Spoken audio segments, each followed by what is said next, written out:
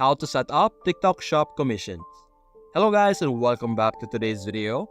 In today's video, I will be showing you how you will be able to set up product or shop commissions for your TikTok shop. So you will be able to find anything related to commissions over here on the affiliate marketing on the top section. So you have your data compass, affiliate marketing, and live manager. Simply select affiliate marketing and you will be redirected to the affiliate section of TikTok shop. In this page, this is where you will be able to have affiliate programs that you could offer to different creators. So that's why there are some recommended creators over here. And so this is where you will be able to set up your commissions or basically your affiliates. So you have your open collaborations over here, target collaborations.